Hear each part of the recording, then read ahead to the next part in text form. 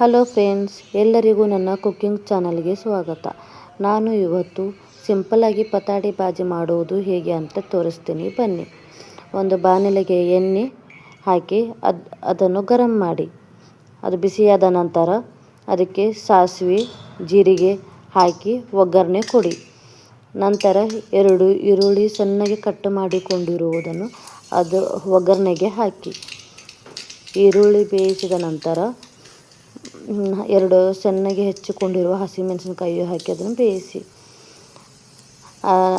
ನನ್ನ ವಿಡಿಯೋ ಎಲ್ಲರೂ ನೋಡುತ್ತಿರುವರು ನನ್ನ ಚಾನಲ್ಗೆ ಸಬ್ಸ್ಕ್ರೈಬ್ ಮಾಡಿ.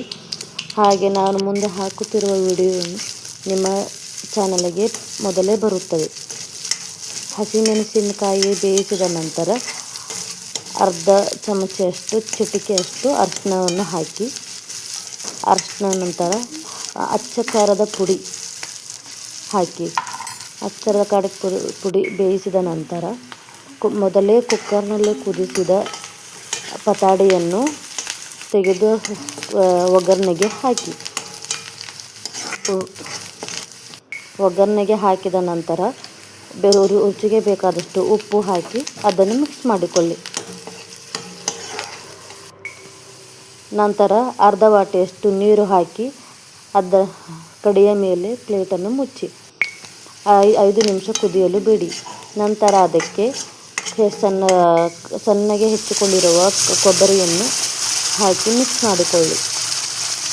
ಆಮೇಲೆ ಕಟ್ ಮಾಡಿಕೊಂಡಿರುವ ಕೊತ್ತಂಬರಿ ಹಾಕಿ ಮಿಕ್ಸ್ ಮಾಡಿಕೊಳ್ಳಿ. ಮಿಕ್ಸ್ ಮಾಡಿಕೊಂಡಿದ ನಂತರ ಒಂದು ಪ್ಲೇಟಿಗೆ ಸರ್ವ್ ಮಾಡಿ. ಇದನ್ನು ತಿನ್ನಲು ತುಂಬ ರುಚಿಯಾಗಿರುತ್ತದೆ ಹಾಗೂ ಸ್ವಾದಿಷ್ಟವಾಗಿರುತ್ತದೆ. ಇದು ಬಿಸಿಯಾದ ಚಪಾತಿ ಅಥವಾ ರೊಟ್ಟಿಯ ಮೇಲೆ ತಿನ್ನಬಹುದು. ನನ್ನ ಚಾನಲನ್ನು ಯಾರೆಲ್ಲ ನೋಡುತ್ತಿರುವವರು ಅವರು ನನ್ನ ಚಾನಲನ್ನು ಸಬ್ಸ್ಕ್ರೈಬ್ ಮಾಡಿಕೊಳ್ಳಿ, ಲೈಕ್ ಮಾಡಿ, ಶೇರ್ ಮಾಡಿ, ಕಮೆಂಟ್ ಮಾಡಿ. ಬಾಯ್ ಬಾಯ್.